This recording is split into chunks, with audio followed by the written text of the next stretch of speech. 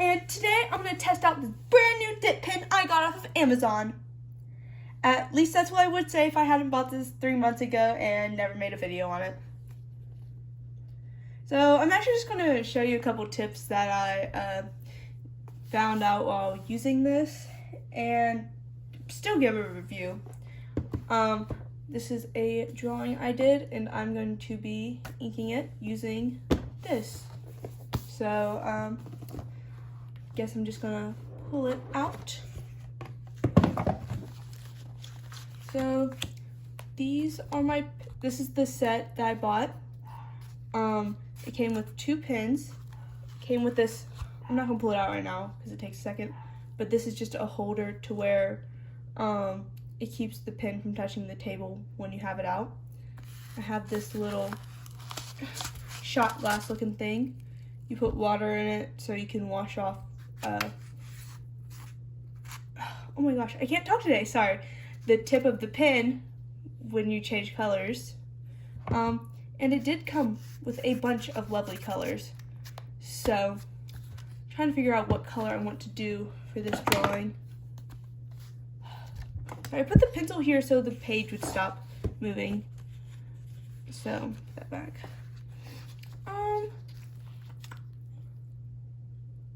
So I'm probably gonna do pink. Just feel like it. Just pull that out. And just use this dip pen. They're both literally the same. I think I'll just show you the difference. It's really just the color, but they're both pretty. So I'm gonna show them off because I bought them. And pull this out. Packaging is only mildly inconvenient. So this set came with 2 dip pens. One is blue and the other is rainbow. So we'll use the rainbow. It's very cute, very aesthetic. And like I said, I'm probably going to use this pink ink. Although it's separating a little bit at the bottom. That is kind of concerning. I shook it and it looks fine. So I also did another one a couple days ago showing off it. And this is how it looked. So I guess I'm just going to do the same thing with this.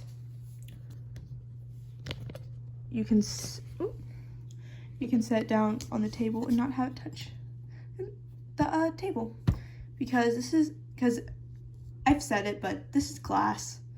Setting on the table might not be very good, you know, it's fragile and all. And okay, and yeah, so it comes with these instructions.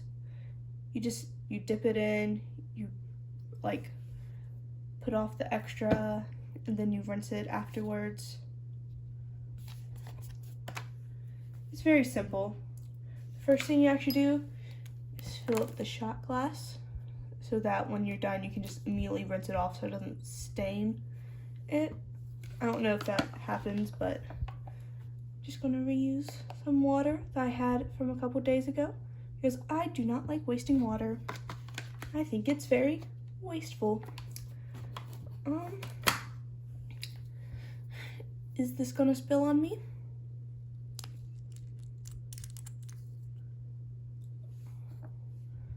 Nope, worse, it's not gonna. Okay, so the only problem I have with these is that there's this stopper that's supposed to be glued to the inside of this, but sometimes it just doesn't come off. I'm gonna put it back, maybe. Nope. Oh, yep, that is on me. Sucks. I don't want to get ink all over my fingers.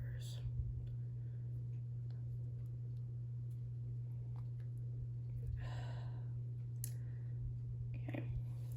The inks themselves, I don't know a lot about different inks and stuff, but I think they're pretty good quality. The colors of the outside tend to be very close to what they look like as a result.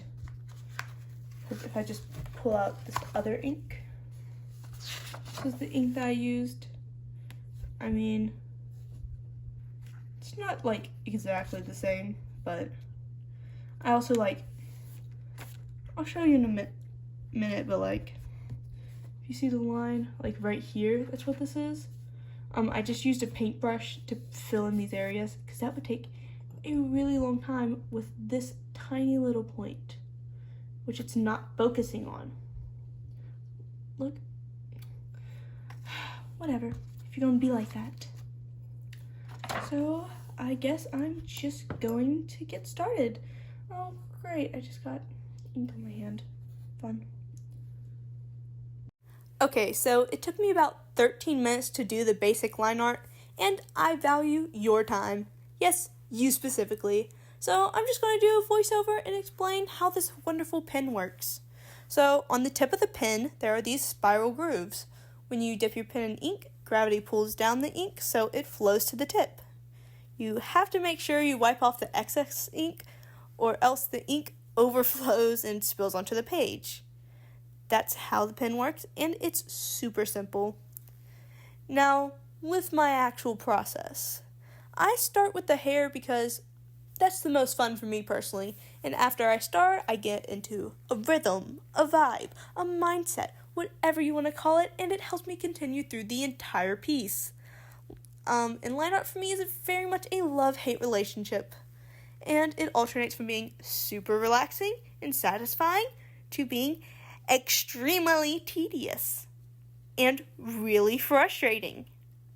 This wasn't though, and I'm really happy about that, because sometimes I'll be working on the line art for a piece for multiple days, and it's not fun.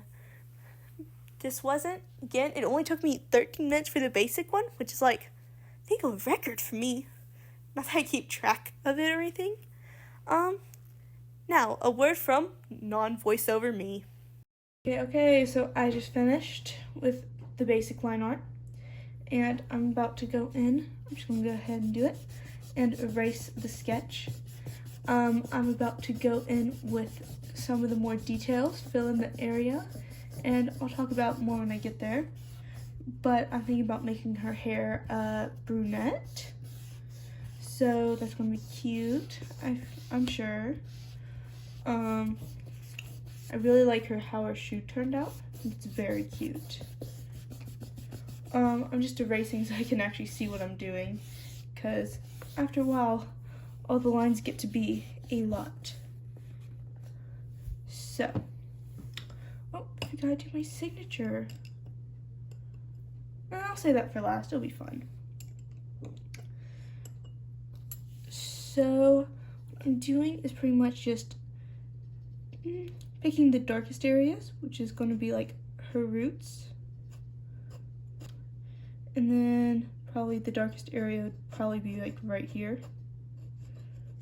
And then what I do is just go in right here, go in right here. And then I would go in with a brush with this ink and then fill in that area. Because again, it's very annoying going in with this and trying to fill in an area. Okay, so all I'm really doing for this next bit is doing some cross-hatching to make her hair appear to be a mix between light and dark to give the appearance of midtones in this piece. There is a great video from the artist Kai here on YouTube. I highly recommend watching some of his videos if you're interested in making manga or comics in general. He knows a lot more than me and is actually a professional. And back to non-voiceover me again. I think I'm gonna go in and add some texture to her scrunchie. So like, because it's not like, just trying to give it like the texture of like just some scribbly textures. I really don't know what I'm trying to describe it as. You see it, you have eyes. At least I hope so. I was trying to show that the scrunchie was a midtone by doing cross-hatching, but also the fabric's texture with the scribble. Also adding some stripes to this part of her jacket.